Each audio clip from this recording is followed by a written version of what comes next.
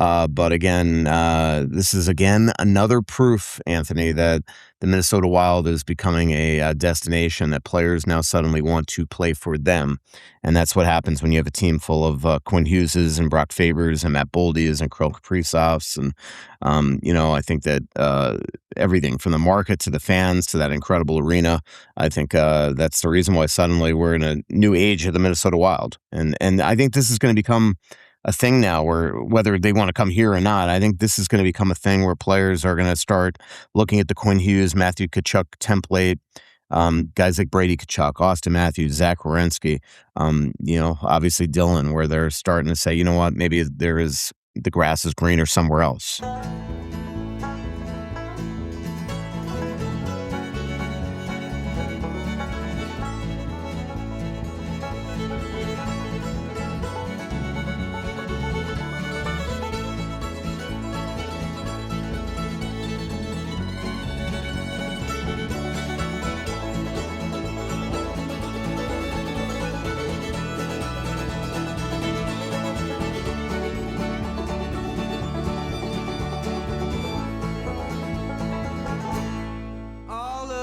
Welcome back to Worst Seats in the House. Michael Russo, Anthony LaPanta. I'm coming to you from Vegas. Anthony coming to you from Shoreview, Minnesota, where he's just off a stretch lab, I believe. How was it? Well, I'm incredibly flexible right now. It was good, always good. And after a weekend like we had where we were celebrating my mom's 80th birthday all weekend, so it was plenty of food, plenty of drink, and let's just say less sleep than is ideal. Today was a challenge for the stretch labbers to get this whole body loosened up. They asked me about they want to get you in there as soon as the Stanley Cup Finals are over. All right, well, we'll see if we can make that work. You'll feel better, I'm telling you. And I don't think he made it clear to me that he said he didn't think you'd be the most inflexible person that had ever been in there. I will see. Anthony, most important thing, there's a lot going on with the Wild right now. Obviously, their pursuit of Dylan Larkin, but the fact that they are, I believe, very close to re-signing Michael McCarron to a long-term contract. But the biggest question I'm getting from Wild fans is if you have recovered from Marcus Johansson ending his NHL career and re-signing with Farstad. Yeah, it was for sure a sad day. I'm happy for Marcus. I was a little bit surprised he made the decision as early as he did. I thought that there'd at least be some discussion as to where he might land, but I know he had made a couple comments late in the season that certainly more than hinted at the fact that he was perfectly content to just go back to Sweden and end his professional career there. Yeah, Marcus Johansson had an incredible NHL career, and a career that will probably I still have never quite figured it out why he just seemed to be a lightning rod for criticism, and it was always about what he didn't do instead of what he did do. And the Wild will miss his presence.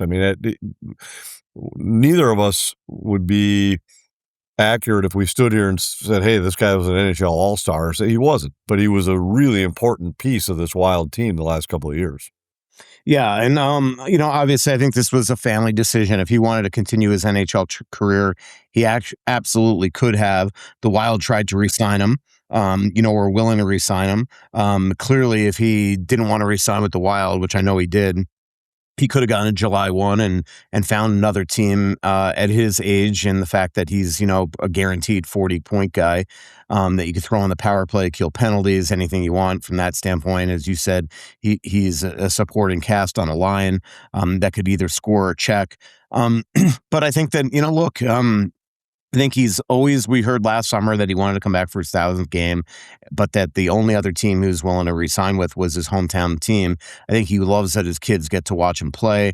I think he wants to get them back over to Sweden, and begin their life there, because there's certain Europeans that come over here and they just stay here for the rest of their careers. He was always somebody that was going to go back there, probably coach, do something in hockey back there. He's a proud and true Swede. And so I think that this was his opportunity, a family decision to go back there, and he turned down the Wild's deal, Anthony. Yeah, now the big challenge will be on the plane rides, who takes his seat in the Swedish card game that was always taking place on the plane ride, so we'll have to see who slides into that spot. Yeah, he was the Wild's resident poker star, resident best golfer, right up there with Matt Boldy and Ryan Hartman, I believe. And he was also their resident best dresser. So now when we do these Wild anonymous, or we don't do them as anonymous, but when we do these Wild polls with players every year, they're going to have to pick somebody else as the best dressed Wild player. Let's get to why everybody's tuning in today, Anthony, and that's the reports that Dylan Larkin has requested to trade out of Detroit. You and I have talked about this for a year. We have been talking about what if Dylan Larkin, what if Tage Thompson. Remember, all last summer we were saying, what if they ever asked out? Because it just felt like that you just can't, at some point when you're not making the playoffs every year, and you were the captain of that team, it weighs on you, and you're suddenly having this pivotal moment in your career where you're turning 30 years old and you're watching your career that's not finite go away. It is finite, go away. And I think he's just finally gotten to that point where I think he wants to go to a winning team. And so what we have learned is that he's submitted a list of 3 teams that he's been willing to go to. I have been told from multiple sources that the Wild are one of those 3 teams. Steve Yzerman, as we know, does not like to be backed into a box. We're going to see if he can find other teams that he's willing to go to try to broaden the scope of what they could trade for.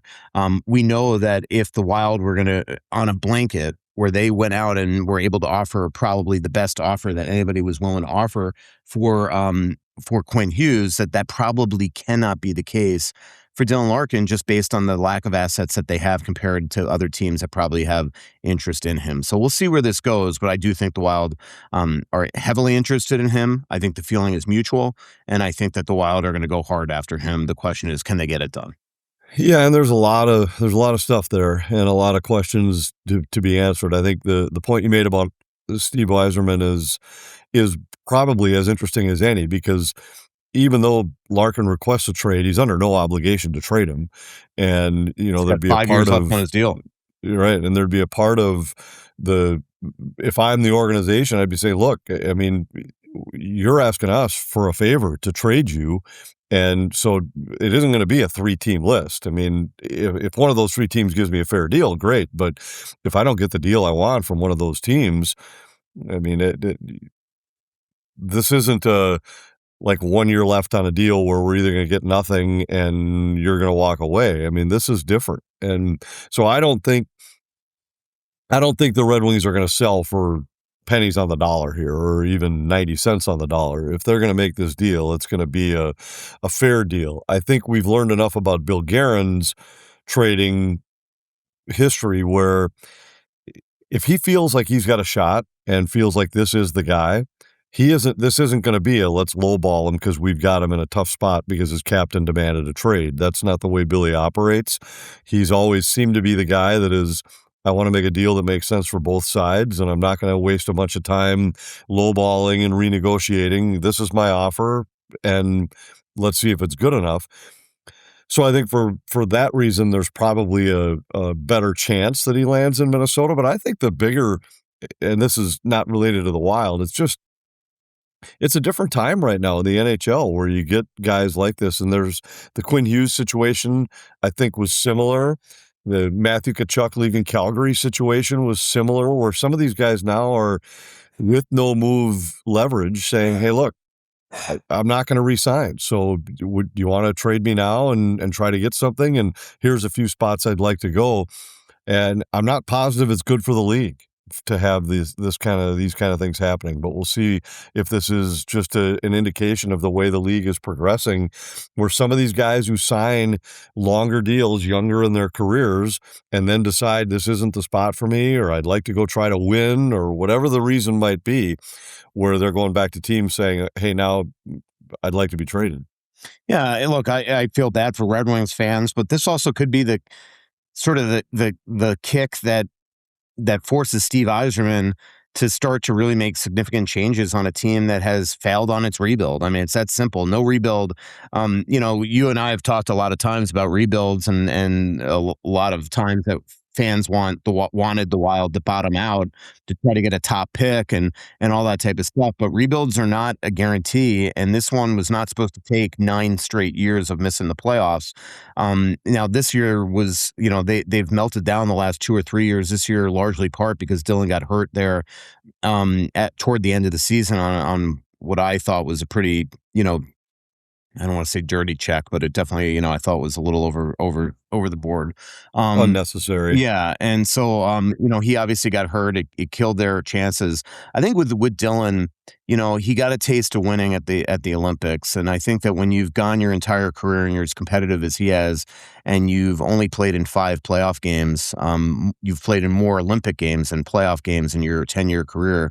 It starts to weigh on you, and I'm sure there's a ton of pressure being a Michigan guy, getting the proud honor of captaining that historic franchise, and it just hasn't worked. And I think he's just there's obviously been friction behind the scenes. What do you think of him as a player, Anthony? Well, this is somebody who's a 5-time 30 goal scorer, 6-time 30 goal scorer, 5 times. In a row. He's a perennial 52, 53, 54% faceoff guy, extremely competitive. You remember I sat next to him on the plane going to the Four Nations. Terrific dude. What's your sense on how he would fit in on the Minnesota Wild if they got him? well, I think he's a really good player. He's going to fit in just about anywhere he goes. He's going to be a good fit. He's a great player. He's a star player. The only thing I'd say about the time in Detroit is that if you looked at it from the other perspective, you might say, well, wait a minute. You are a part of the problem in Detroit. This rebuild, you were a integral part of that team, and instead of just looking around, excuse me, and saying the organization didn't do enough to push this over the top and return to the playoffs, well, there has to be at least a little bit of that falls on the shoulders of the captain of the team and the leader of the team. Because they've got some talent around him. This isn't a bare cupboard kind of situation. It is, to your point, another example of how these rebuilds are not just tank for a year and then bam, you're back. It isn't that easy, and especially right now in a really competitive Eastern Conference. I think if you're asking where would and how would Dylan Larkin fit into the Wild lineup, absolutely he'd fit into the Wild lineup as he would fit into. I don't know who these other teams might be, but you got to believe that Florida would be one because they'd be a team that somehow, some way always seems to figure out how to fit these guys under their cap. Same in Vegas, teams like that, Anaheim, teams that have some room and are looking for kind of the guy to put them over the top. He's going to help any one of those teams. He's a terrific player. Yeah, Dallas is another team that I'm sure has interest in him. His best friend plays for Columbus, and Zach Werenski. But again, I don't know if he's waving to go to a team that that's in the same spot as Detroit. Yeah, worse. I mean, they've won 2 rounds in 25 years. It's pretty crazy. So there's Montreal's a team I'm sure that's going to go after him. I don't know if he'll want to play north of the border. But Minnesota's absolutely after him. The question is, what's the package, Anthony? If you're the Wild, there's multiple ways you can go here. You could offer obviously Janelle Urov and Charlie Stramel in a first. If they are going to want NHL players back, you might have to offer an Eric Sinek or a Jonas Brodin, a Ryan Hartman. Something like that. The other option is to throw Jesper Wallstedt in the trade and get one of their young goalies back. I don't think they're trading Trey or Augustine, but Sebastian Cossa sounds like he's on his way out. The question is, does the Wild, I'm sure they look at Wallstedt as being somebody that they like a lot more than Cossa. So you're taking the inferior goalie if you're making that trade. But look, I'm hearing that Philip Gustafsson could be out until November. So I don't think you could just trade Wally without getting a goalie back in some capacity. So it's going to be really interesting. I don't think they want to trade Wallstedt right now. So you're going to have to come up with a package here that somehow gets the attention of Detroit. And I just cannot imagine that another team can't offer better than a Urov Stramel first-round pick option. There's going to be NHL players that they could probably get in a package.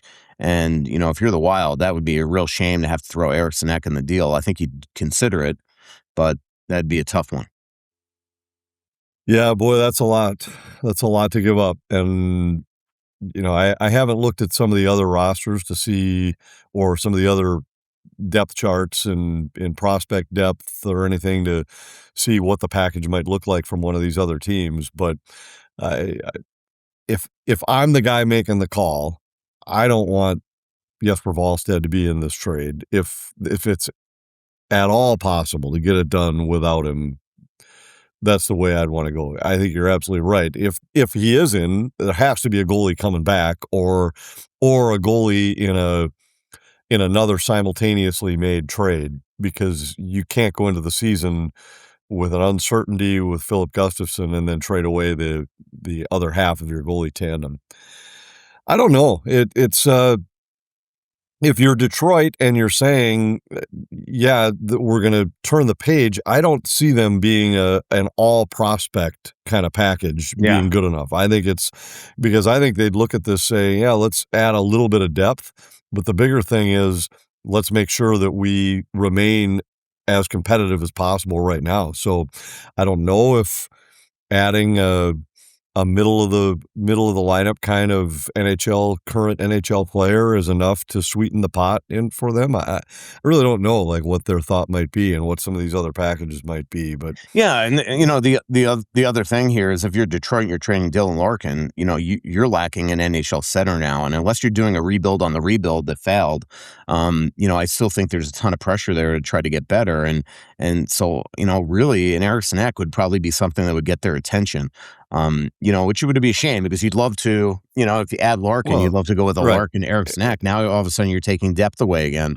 If you trade Eriksson Ek, now you're still a top six center away. Yeah, exactly. I mean, that's the whole point of this deal for Minnesota, is to add a player in their top six, not stay even if Larkin's an upgrade from who you're replacing. What this team needs is an additional top six forward to what they have. Yeah. I was talking to somebody yesterday that's in the league, 2 days ago at the game here in Vegas.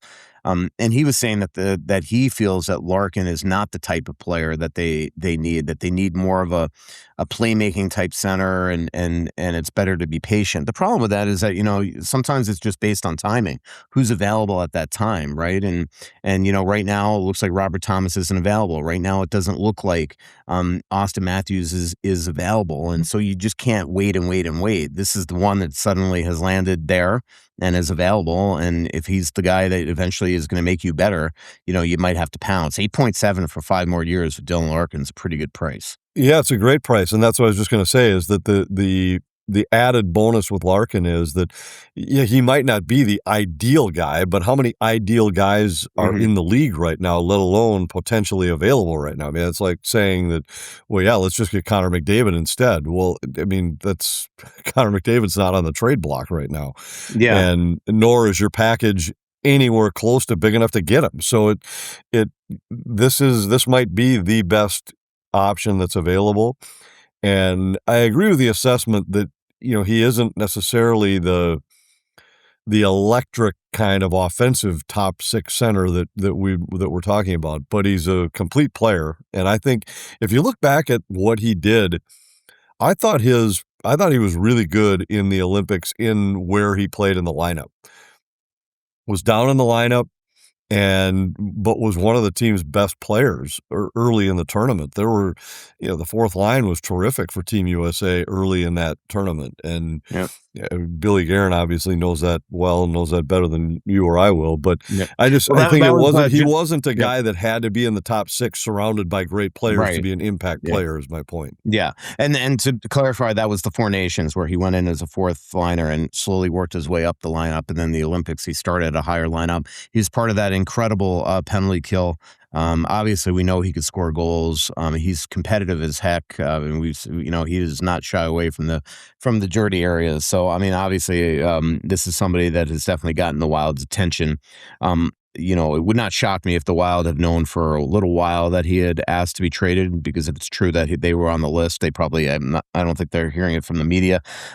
So we'll see where this goes. We'll see if it's an imminent type trade that happens before the draft, or if this is something that might take a while. Again, I don't think Steve Yzerman is just giving him away.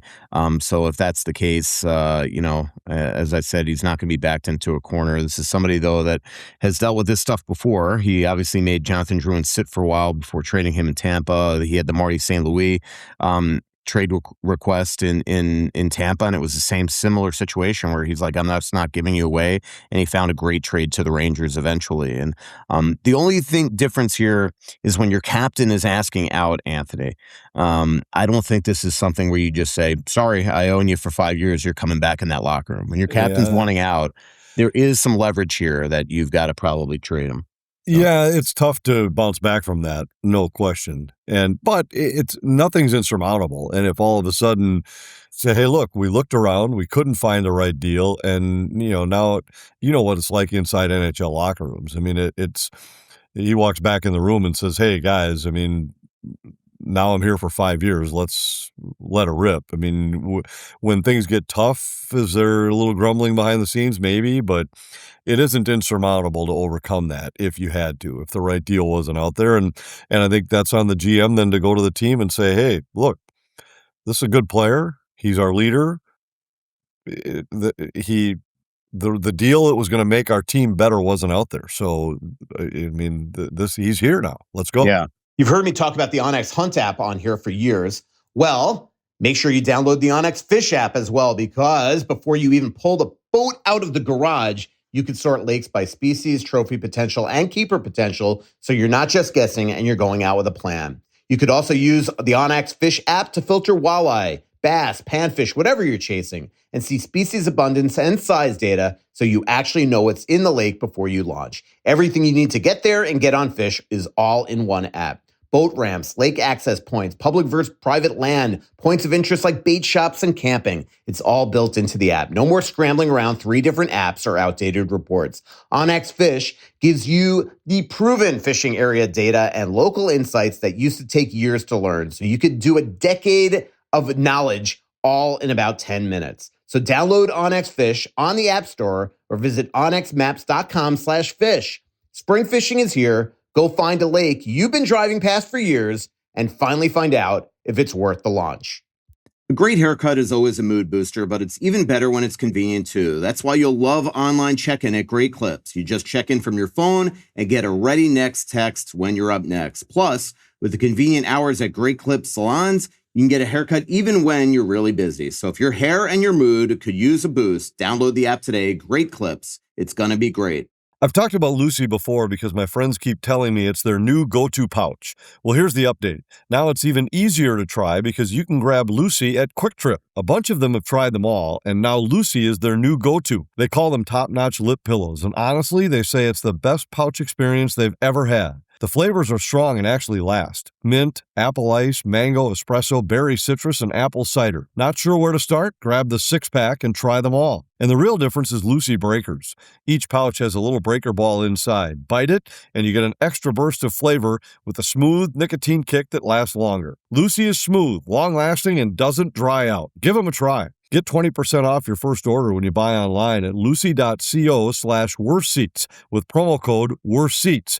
That's lucy.co/worstseats with promo code worstseats. And if you don't want to wait, check out their store locator to find where you can pick up Lucy at your nearest Quick Trip today. Here comes the fine print. Lucy products are only for adults of legal age, and every customer is age verified. Warning, this product contains nicotine. Nicotine is an addictive chemical.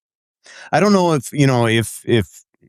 Steve Yzerman would, let bygones be bygones, but there is one way that you could probably rectify this whole situation and keep him as your captain, and that's trade for the other captain of the Columbus Blue Jackets, and that's Zach Werenski. That might be a way to get his attention, to get him, to make him happy, because, look, Zach's got 1 year left in Columbus. They're best buddies. And you just kind of wonder, I just wonder if Zach is eventually going to get to the point where he's not willing to re-sign in Columbus. And if that's the case, maybe that's one thing that Detroit does. Instead of trading Dylan Larkin, they trade for Zach Werenski, and now everything's rectified. Kind of Yeah, interesting. things can change. Yeah. Things can change quickly. There's no Yeah. question. All right, let's talk about Michael McCarron, Anthony. I hear that he is very close to re-signing with the Wild. I think they're going to give him a lot of term to get that AAV down into that $3.5 million range, which, I think he is going to be leaving a lot of money on the table. I think if he got to free agency, somebody out there would give him $4 or $5 million. But look, Michael McCarron fit in well here. Won a ton of draws. Obviously, his grit, sneaky skill. He showed he could play up the lineup if you need be. If they get him done in a 5 or 6 year deal in that $3.5 million range, Anthony, which is where I think it's going to land, what do you think of the deal? Well, I think we saw that he was a valuable guy to have around. Players seem to like him. I keep going back to the day that Nashville traded him and what Andrew Burnett had to say about him as he was leaving. And that to me spoke volumes about the type of player he was, maybe in the subtle, less than noticeable ways and behind the scenes, all that kind of stuff. I think if you can get him done in the $3 million per range, that it's a great deal. When we've talked before, I've always used the phrase or the term that I think somebody's going to overpay him, and it just felt like somebody was going to offer him $4.5 or $5 million a year. I don't know about term, but it just seemed like after what he had done for the Wild late in the season and into the playoffs, that somebody out there would be willing to say, hey, let's take a shot at $5 million. And I thought that was too much. But if you can get him at $3 million per, I think he'd be a great addition to this lineup. Does it worry you, the speed that they have in the bottom six right now? Like, that's, all of a sudden you have Jakub Trennin, you have Marcus Foligno. Obviously they have a lot of size, but I did feel there were times in that Colorado series where the Parker Kellys of the world and the Jack Drurys just outskated that bottom six, especially the fourth line. Yeah, well, yes, but you can't have everything. So do you want to have, for years we talked about how the Wild, well, there's more ways to check. You can check with speed on your third and fourth line. And they tried that and got beat in the playoffs. And everybody said, well, you can't win with guys that small. You need more size. You need more strength. And the last couple of years, Billy has gone out and added those kind of players, adding the players you mentioned, Trennian, adding McCarron, adding Nick Foligno, guys that gave them a little more grit in their bottom six. And I think that was no small part of the series win against Dallas. But yeah, then against Colorado, they got exposed a little, but there are also times where the size has beaten the speed. It wasn't the case in the Minnesota versus Colorado series, but yeah, I think you have to be willing to say one where you can't have both. It's hard to find, all right, we want big, strong guys on our third and fourth line that don't give away any speed to smaller speed type depth teams. So maybe you do it where you give yourself one of your two bottom lines is more built on speed and the other one is built more on size. That way you can mix and match a little bit if you have to, but I wouldn't be concerned if whether you call it a third or a fourth line, had McCarron, Trennian, and Foligno on it. I think that that's a line that you could swing momentum in games at key times with a line like that. That'd be one expensive line, though. That's the only thing. Well, it would be, but not really that expensive when you look at it compared to, you'd be talking what, maybe $10 million for that line, somewhere in that neighborhood. And you look at the teams that are winning, most of them have got a third or fourth line where they've got at least that invested in them. Yeah. Foligno's 4, Trennin's 3.5. I think most likely McCarron comes in. So if it's 3 or 3.5, you're at 10.5 or 11 for that line. Yeah, exactly. I think most likely McCarron comes in just under Trennian at 3.5. So Trennian 3.5. I bet you that McCarron slots in right under that. So we'll see where it goes. Obviously, not necessarily like if they bring McCarron back. Maybe you try to trade a Jakub Trennian. Maybe you try to trade a Nico Sturm. We'll see where that goes. Obviously, we'll have to see what happens with the moving parts when it comes to the other potential trades or guys on their way out. Anthony, let's talk about just the other UFAs. Then we'll talk about the Stanley Cup Final, and I got some Twitter questions as well. I am starting to wonder if Matt Zuccarello, if they are debating it internally. Right now they're not. I don't believe close to re-signing him. Obviously, maybe if they get McCarron done, they move on to Zuccarello. It's the same agency, actually, different agents, I believe, but same agency.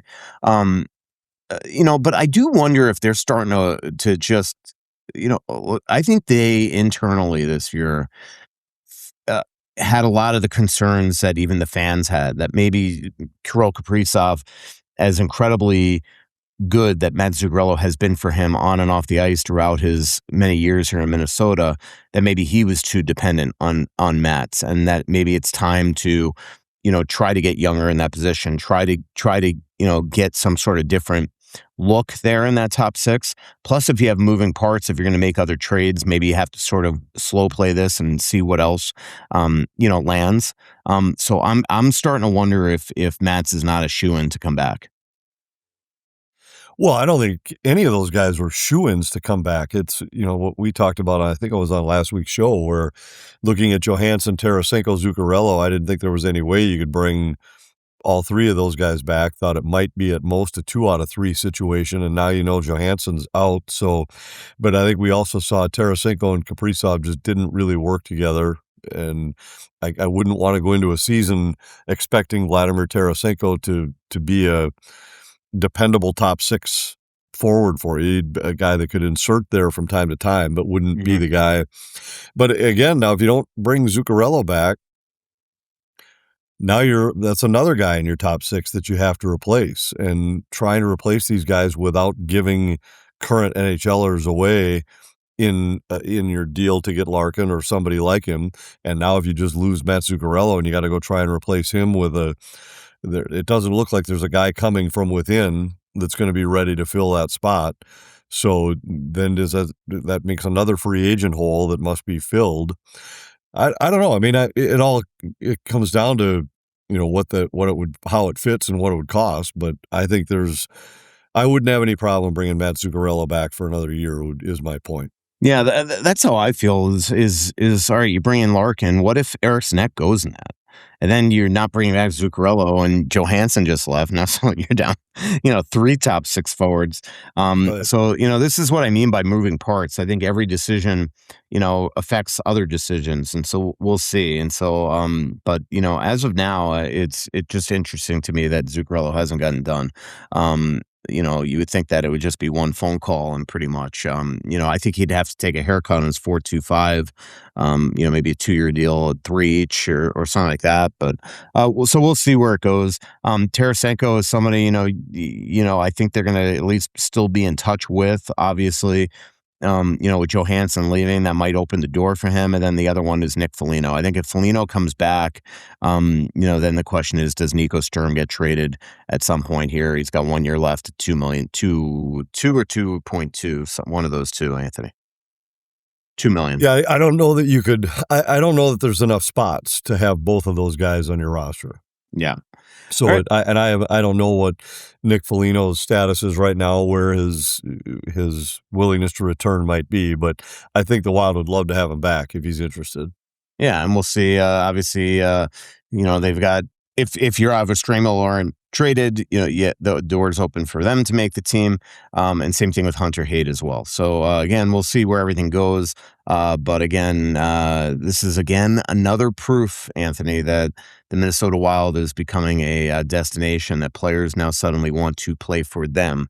And that's what happens when you have a team full of Quinn Hugheses and Brock Fabers and Matt Boldy's and Kirill Kaprizovs. And, I think that everything from the market to the fans to that incredible arena, I think that's the reason why suddenly we're in a new age of the Minnesota Wild. And I think this is going to become a thing now where whether they want to come here or not, I think this is going to become a thing where players are going to start looking at the Quinn Hughes, Matthew Tkachuk template, guys like Brady Tkachuk, Austin Matthews, Zach Werenski, obviously Dylan, where they're starting to say, you know what, maybe the grass is greener somewhere else. Yeah, and that's what I was saying earlier in the show when I said I don't think it's great for the NHL to have guys starting to, manipulate might be a strong word, but to try and pick their spots, so to speak, hey, let's go here and try to play together here, rather than what the beauty of the NHL has always been. And I'm not saying that it isn't now or can't stay that way, but it's been such a competitively balanced league based on their salary and contract rules that, I this is kind of different right now, what we're seeing with this age of those guys. And, guys, maybe it's the increase in the best on best kind of tournaments where now you've got friendships and connections more with some of your teammates in those kind of settings that we haven't seen as often in the past. I don't know what it is, but it's for sure something real that's happened here over the last 4 or 5 years that has changed the landscape. I mean, go back to that Calgary club that when the year before Tkachuk decided he wasn't going to re-sign there. I mean, you were looking at a core and a team that looked like they were going to be one of the teams to beat in the Western Conference for years to come. And instead now, starting with the Tkachuk trade, that entire roster has now turned over in 4 years.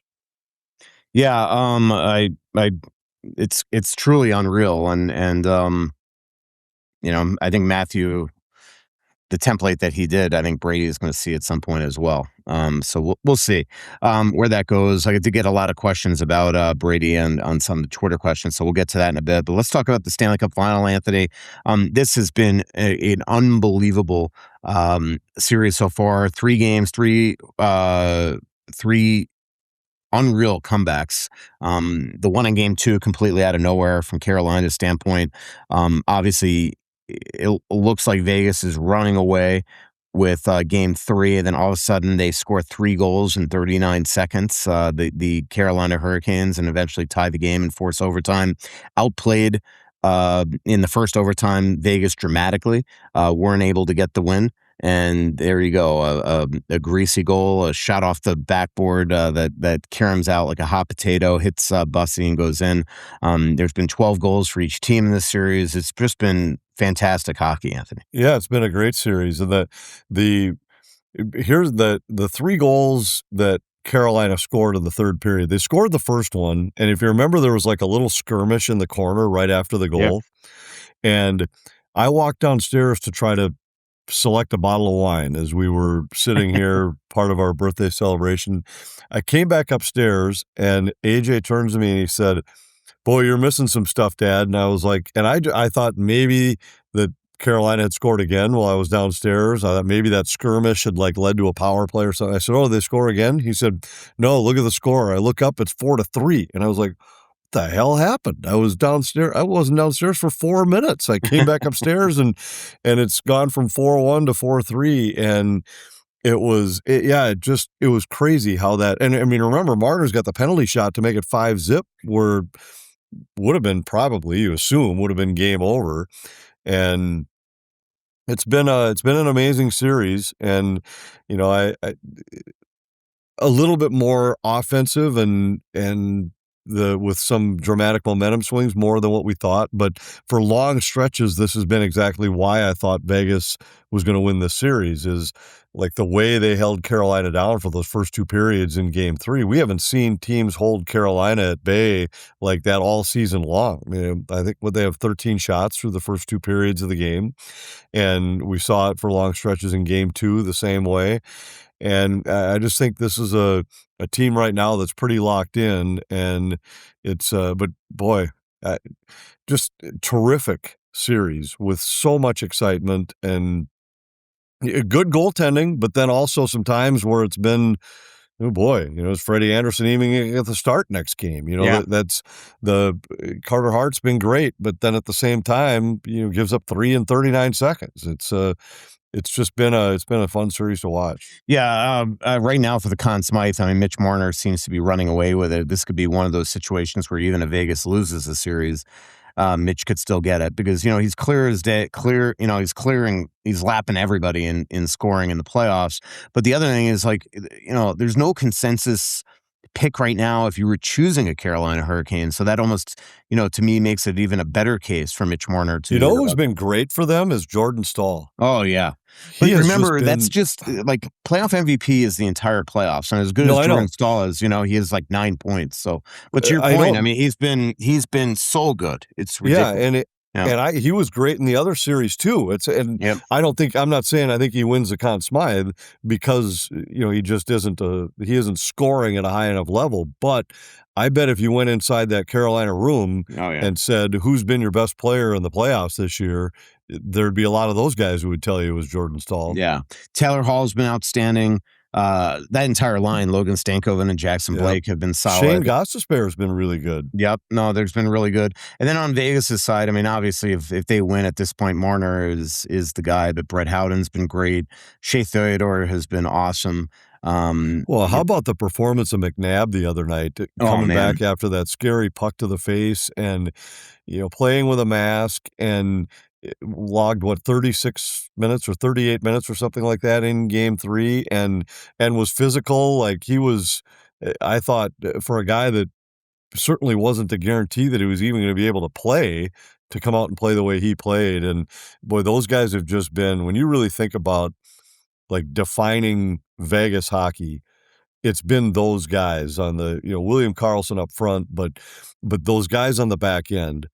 Pietrangelo, who I know is not with him now, but Pietrangelo, McNabb, Theodore have really been the definition of Vegas hockey from that original group of misfits, as they called themselves. And, and then they've found ways to make these big deals. The aggressive deal to bring Mark Stone in, which has paid such huge dividends. Now the Marner deal, they've been willing to roll the dice in a big way and have probably changed the way a lot of other GMs think about it now, where it's, instead of being careful about let's not worry about what happens 2, 3, 4, 5 years down the road. Right now, this guy's available. Let's take a shot. Hi, this is Anthony LaPanta. I recently made my first visit ever to a stretch lab. I stopped at the location out in Maple Grove and had a great stretch practitioner named Tom, who was terrific. I can't wait to get back. As you try to fight the aging process, which I'm right there with you, trying to battle it, flexibility is one of the big keys. I felt great after my first stretch, and I'm planning to go back weekly. There are 10 locations all across the Twin Cities. I highly recommend checking out Stretch Lab. Hey, it's Russo for Aquarius Home Services. Yes, we all love summer. That is until your air conditioner decides it wants to take the summer off. If your AC is running nonstop, blowing warm air, or making sounds that definitely weren't in the owner's manual, now's the time to do something about it. Whether it's a $79 AC tune-up, a repair to get you up and running, or it's finally time to trade in and trade up to a new cooling system, Aquarius has you covered. And right now, when you upgrade, you'll get an additional $500 off on top of their summer sale pricing. We're talking savings of up to $3,500 total on a new heating and cooling system, because nobody wants to spend the summer wondering if tonight's the night the AC finally gives in. Stay cool, comfortable, and ready for whatever summer throws your way with a reliable, energy-efficient cooling system from Aquarius. Schedule your appointment today at AquariusHomeservices.com. Aquarius, earning the right to be recommended. And don't forget to tell them Russo sent you. Yeah, absolutely. It's been a tremendous series. Hopefully you're enjoying our coverage in The Athletic. I did a big Eric Staal, Jordan Staal story the other day. I got to shadow Eric during his tailgating, and as we joked about on the last podcast, and got to watch him do the siren from up close, and then did a big Jason Blake story the other day too. So and today we wrote about the Conn Smythe. So lots of great coverage here from the five of us covering the Stanley Cup Final. Anthony, let's go to some Twitter questions, unless you have anything else you want to chat about. Nope, that's about it for me. We missed you at the birthday party here, though, this weekend. Yeah, I know. How was it? It was great. There was a lot of talk among the younger generation of the LaPantas that, we haven't seen Russo around lately. And I said, no, I know he's too good for Sunday dinners at the LaPantas now. Yeah, I would have loved to have been there, especially because it's your mom's birthday. We had some fun telling old stories, and it was kind of cool, actually. Margot and my sister-in-law were the ones who kind of organized it, but we did a progressive thing on Sunday. Went to Gianni's house and had brunch and did some like trivia about my mom, and then went to my brother's house in the middle of the day for some snacks, and they kind of turned it there to the days of growing up on Valerie Lane, which is the street on which I grew up in New Brighton. So then it was more like the stories of me and my siblings and what mom's role was during those years. And then when we got to our house for dinner, we switched it to the grandchildren. Like this was the last era of her life. So we had the grandchildren telling stories about what some of their interactions with grandma were. So it was really kind of a fun way to go through the day. And my kids were like, we had none of them knew any of the stories of my mom growing up, but they said we hadn't even heard the stories about like you and your siblings and what the neighborhood was like and what, my dad's role was around the neighborhood and everything. So everybody got to hear stories about like the other generation. It was kind of a fun day, a fun way to Yeah, do it. that's incredible. And we'll be celebrating my mom's 80th in September, so that'll be amazing. Well, we can have a toast then in Lake Como to your Yeah, that's mom's. absolutely. Yeah, man, that's coming up in less than a month. Isn't that crazy? Yeah. Yeah. Are you back on our time zone? You're I all I am readjusted. I've shifted back. Yeah, it was last week was well, I had played golf every day, so it wasn't like it was a grind, but I was tired. It was as you know, when you come back from these trips, like adjusting to, wait, you don't just have a couple Peronis with your lunch and Yeah, yeah. we're not going out to dinner tonight at some place with amazing Italian food and wine. And so yes, I've adjusted back though. I'm now back on Minnesota life and at least for about 2.5 weeks before we start getting ready to head back across the pond. Yeah, yeah, awesome. By the way, we're going to be doing a live show later this month, right before the NHL draft. So pay attention to where that is going to be.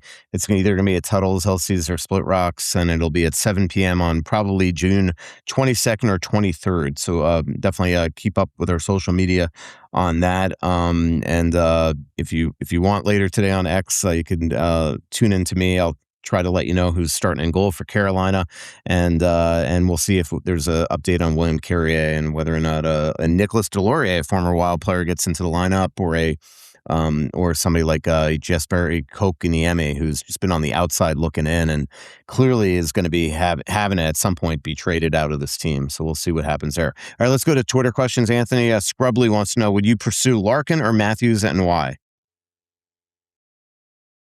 Well, it's all the price. If you're just talking about player, I don't know that it's obvious might be a little bit of an exaggeration, but obviously I'd rather have Austin Matthews.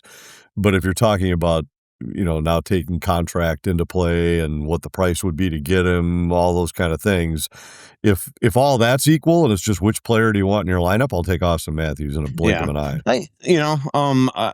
I guess I'm worried a little bit about his injury situation and things like that. That would be the only thing. But, again, a lot of times it's just who lands at your doorstep, right? And Quinn Hughes was available and they went out and get him. And if Austin Matthews is not available, they can't go out and get him. And Right. right now, But I mean, if you're talking, can you have Matthews for the next 5 years at $8.5 million? Well, yes. yeah. Take him in a heartbeat, but that's not the reality of the situation. There's other there's other variables. Yeah, it just sure feels like right now Austin's going to give them another year, or sort of wait in season and see how things are going. So that's the issue there. Retired Ginger Cop, who I believe is coming on our trip to Europe, Anthony, wants to know ranch, French, or Thousand Island. What do you like? None of the above. Yeah, you're a vinaigrette guy. Yeah, and we always make our own dressing. If I like absolutely had to have one of the three it depends on what else is on the salad, but I occasionally will have a salad with chicken on it where I don't mind a ranch. But even that, Margot makes a homemade ranch called Dump Ranch that's a healthier version of it. But we make all our own dressings, and I'm kind of a mustard, lime, balsamic vinaigrette kind of guy. That's our go-to dressing. This salad we've been making lately, I know it's got too many flavors for your liking, but we're going to make you try it one time. We've been going white wine vinegar and olive oil, and then like marinating some shallots and peppercorns and thyme in it for like a half an hour before we toss it. So that just sits on this platter. Then you toss the lettuce in it. Then it's got prosciutto. It's got mozzarella, which we marinate in lemon zest, olive oil, salt, and pepper, some chunks of mozzarella. Then it's got grilled or broiled either peaches or apricots and pistachios. It is so good. We had it again last night. It was terrific. Wow. All right. Logan Nation goes, what's a good cigar to smoke this summer on the porch? And Anthony's not a cigar guy, but I usually just go with like Romeo and Julieta 1875s from Nicaragua. I go with whatever somebody brings for me, and I'll have a couple. AJ, any New Jersey is expected this year. Yes, the league hasn't announced yet that, but there's going to be like what would be their version of the City Connect jerseys that teams are going to have. The ones that have been floating around on X, I don't believe are accurate, but the Wild, I do believe, are going with black jerseys in that scenario. Preston wants to know, Anthony, what's your favorite, both your favorite food spots in Minnesota? Well, obviously it depends on what kind of food you're looking for, but one of the only places in Minnesota that I'll have a steak is Baltimore. There aren't very many where I'll get a steak here in town just because we can pick them up from Feller's Ranch or Kowalski's and put together a pretty solid steak at home. Sushi, I love Mizu Sushi in White Bear Lake. It's kind of an underrated probably spot, but I've been eating a lot more sushi over the last 2 years and in a lot of cities on the road, and I haven't found very many spots that I like better than Mizu and White Bear. That's a good one. And then Bar La Grassa, downtown Minneapolis, is still one of my favorites, and part of that's the vibe. I love the vibe there. The menu's kind of always at least being tweaked a little bit. They have the best chicken in the Twin Cities. So those would probably be my top 3. Yeah. And I've been to Mizu. I like it. I used to go to Aqua a lot too. That was cool. For me, Lake Elmo Inn, probably Bar La Grassa, Baltimore, Porzana. I loved Butcher Block. Went there last October, I believe. Yeah, awesome. I thought that was just okay. Porzana, I love their appetizers. The wine list is good. I thought the steaks were average at best, but again, the vibe is kind of cool in there, and the wine list and the appetizers, the sides were all terrific at Porzana. Lake Elmo Inn doesn't do much for me either, but it's we did go there once, maybe 2 summers ago when Margot's family was in town, and just kind of as a throwback old like supper club kind of spot, but very average. There's actually I kind of like the other spot right there in Lake Elmo. I'll try to think of the name of it, but it's a newer vibe place there, and it's pretty good. Yeah. What's it called? I think it starts with a C, maybe, if I remember right. I'll think of it. One thing we didn't mention that too is La Grolla. That's awesome. And especially in the summer when you can sit on the patio at La Grolla, that's terrific. Yeah, Angelina's is awesome too in Woodbury. All right, let's continue. What is that place in Lake Elmo? I can't remember. It's not is it Marma? I forget. We'll have to figure it out. Let me see. I lost Twitter questions. Jack 2MN asked, think a Brent Burns reunion is possible. I think only if, he would have to want to come back to Minnesota, but I think only if they don't bring back Zach Bogosian. Lindsay for Heisman asks, thoughts on maybe getting Matthew Barzal.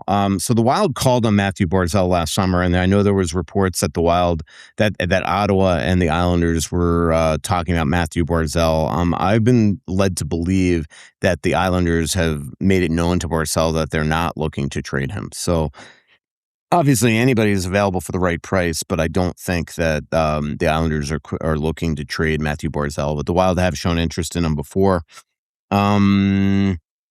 Anthony, Nico Hischier, your thoughts? He's another one that could potentially be available this offseason.